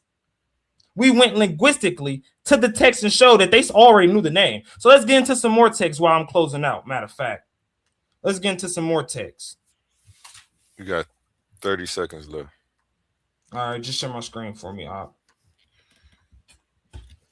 Did they know the name? It says this: Rebecca and Isaac acknowledged Yahweh, Genesis 27:7. Isaac built an altar and worshiped Yahweh, Genesis 26:25. Isaac says the name Yahweh, Genesis 26:22. Genesis 27:27. He said that they didn't know the name. That's ridiculous. When all these texts keep telling you that he knew the name. Yahweh tells Jacob he is the God of his fathers, Genesis 28:13. Jacob says the name of Yahweh, Genesis 28:16. Jacob's son Judah is named after praising Yahweh, Genesis 29:35. Judah, the name Judah literally means praise the Lord, praise Yahweh. What is he talking about? But they didn't know the name. Dang, I wasn't even looking. That's time. I'm sure. My bad. He probably ran over a second or two. Humble, it's on you. Let's get it. It's on me. Timer reset. Second. You need a screen share. You want the big screen or you want the timer? Right? I need a screen share. Hold on, let me see something real quick. Red bottle.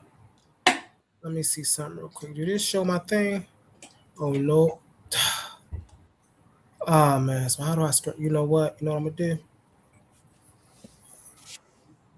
So ain't no way for me to see this. Anyway, I'm gonna stop sharing because ain't no way for me to see this. Let me know when you're ready to share my screen. Let me know when you're ready for me to what's called. I don't need to share my screen for that. Easy work. All right, go ahead, A1. So I was over here doing some research. Number one, before I get into all of that, everybody, I want y'all to know that the brother completely dismissed the collapse, the major point of my argument. 1 second, A1, I don't know if you can hear me. My thing must have nut real fast, Brody. Hold on.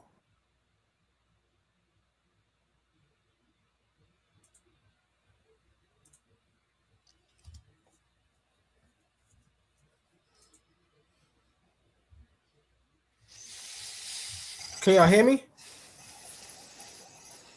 Can you hear me? Yeah, we can hear you. Oh, okay. My internet went out once again. All right. So all right, what I got? 238. All right, let's get it. So what's up, family?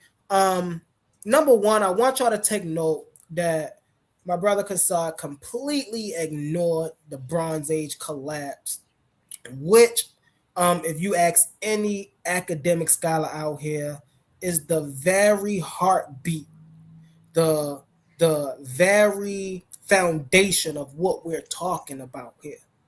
Is that literally the very reason these two groups meet. And it's also the very death of my brother's whole argument. This is why he stayed away from it. Now, point number two. I was over here doing some research. I'm upset I can't share my screen.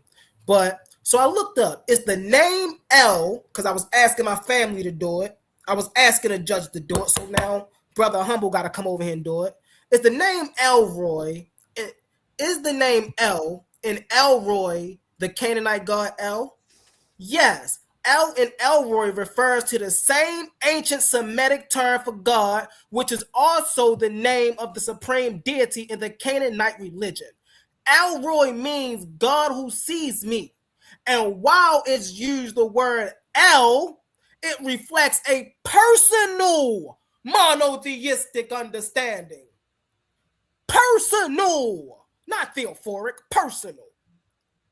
Let's get into some more stuff he said, right? Let's show it linguistically, right? So we know the word El, the Semitic root, show up in Akkadian as L-I-U. It show up in the Ugaritic as L-I. It show up in the Hebrew as E-L. It show up in the Aramaic as E-L. It show up in the Arabic as I-L-A-H. In Canaan religion, El was just not a generic term, but the proper name of the chief god, the father god of the humans. Let's get into it, right? Now, show the inserts. Now, I went here and I said, show the inserts of Yahweh that's not the original. Linguistic and historical insights in Yahweh's early appearance. Yahweh's name and origins. The name Yahweh is unique in Hebrew, unlikely is a riven verb, hayah, meaning to be, suggest, meaning like he caused, he is. Unlike El, which is a common Semitic word for God, Yahweh is not originally a generic title, but the specific divine name, as I said earlier. Early insertions to the Israelite religion, scholars like Frank Moore Cross say that Yahweh have originated functions as the manifestations of El. That's time. Let's get it. That's time. Good debate, gentlemen. Gonna keep it tight. Great debate, bro. The great energy, bro. I love it. My man CHAASAD came out swinging, Brody. I love it. Real quick, let's go to a word from our sponsors. Let's be real for a second. Some of you claim you're the best debaters in the game, but every week you're still arguing for free. You study, you prepare, you show up, you give them viral moments, and the platform gets paid, not you. That's not competition, that's exploitation. Some leagues built their entire reputation off the backs of debaters they never intended to compensate. Clips, views, donations, super chats, and the people creating the content still still walking away with nothing. Over here, we don't play that game. We are one of the only debate leagues actually paying debaters, reinvesting back into the community. Because if your arguments generate value, you deserve value. So here's the reality check. If you're really the monster you claim to be, if your research is really as sharp as you say, if you really think you could dominate any room, then prove it. And here's where the stakes are real. Warriors don't fight exhibitions forever. They fight where the prize is. So you have a choice. Stay comfortable debating for exposure, building someone else's empire, or come step into the arena where serious debaters get respect and paid. This isn't charity. This is combat.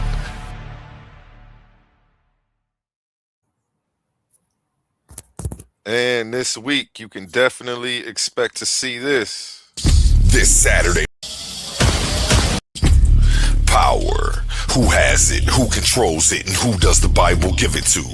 Welcome to the Coliseum of Arguments presented by Titans Debate League. This is not for the weak-minded. This is not for the easily offended. This is a battle for truth. In one corner, it's a queen, bold, unapologetic, challenging the system, arguing that the Bible strips power from women. In the opposing corner, Gideon Yisrael, firm, disciplined, standing on scripture, defending the Bible as order, structure, and divine design. The question, does the Bible take power from women? Belief versus resistance, tradition versus challenge, scripture versus interpretation. No dodging, no soft takes, just raw intellectual combat. Who stands strong and who gets exposed? Step into the arena and witness it live. Coliseum of Arguments. Only the brave speak here. Are you not entertained?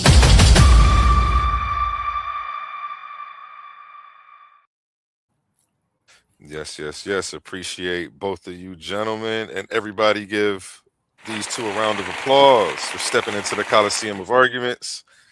Only the brave speak here. Go ahead and give your closing shout outs, and I'm about to drop the link to the War Room. We're about to interview both of these two gentlemen on their performance. Get the blow by blow. Let's go. All this yelling make me hungry.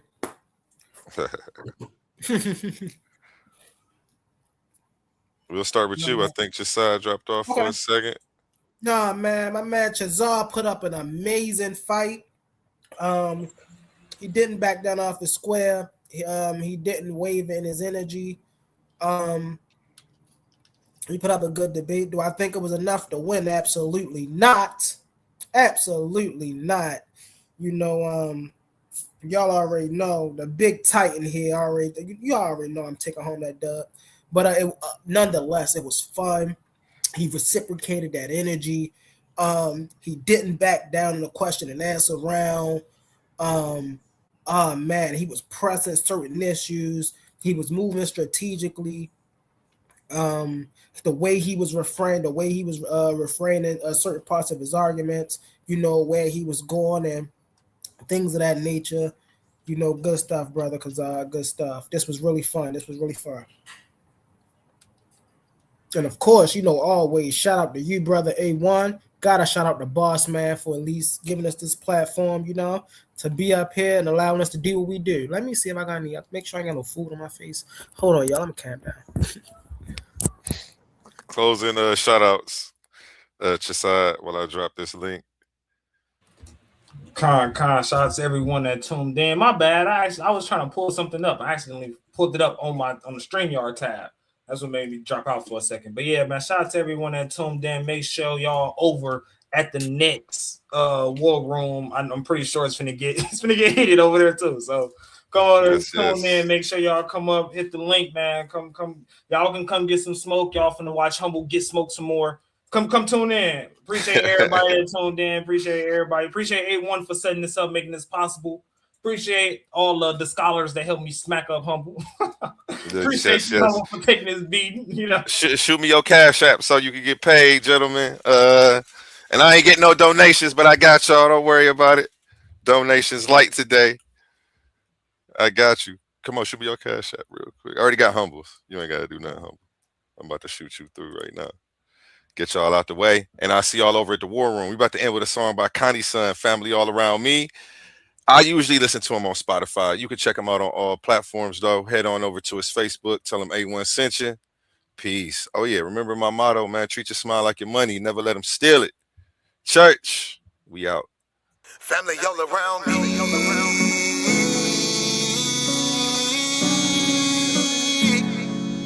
Family all around me. He my family, she my family. He my family, she my family. He my family, she my family. We are family. We might have the same last name, but that don't make you my family. I got some people with the same blood, and I know that they can't stand me. I got some people I call that ain't kin that's gonna pull up and handle it. They take care of that business like family. We come from them trenches like family. They talking, you listen, that's family. They don't tell your business, that's family. They calling your phone, coming looking for you. They say that you missing, that's family. They don't need permission, that's family. When you hurt, they can feel it, that's family. Let them come while you're cheering, that's family. Let them come when you living, that's family. Family all around me.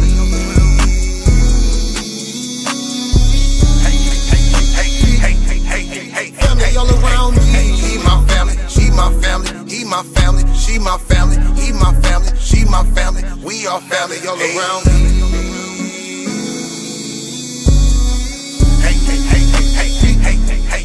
Family all around me. He my family, she my family. He my family, she my family. He my family, she my family. We are family. Hey, ain't nobody fighting around here. Ain't nobody shooting around here. Everybody that's around here, family. All love, no hate, be clear. No shade, all love, be real. You love them, you should know how it feel. Tired of all these badass kids. Tired of paying all these bills. Family going through the same thing, so they know exactly how you feel. They supply a shoulder I can cry. I provide a place where they can heal.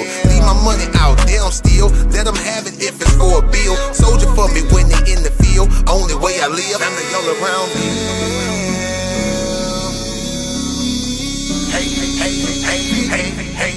Family all around me. He my family, she my family. He my family, she my family. He my family, she my family. We are family all around me.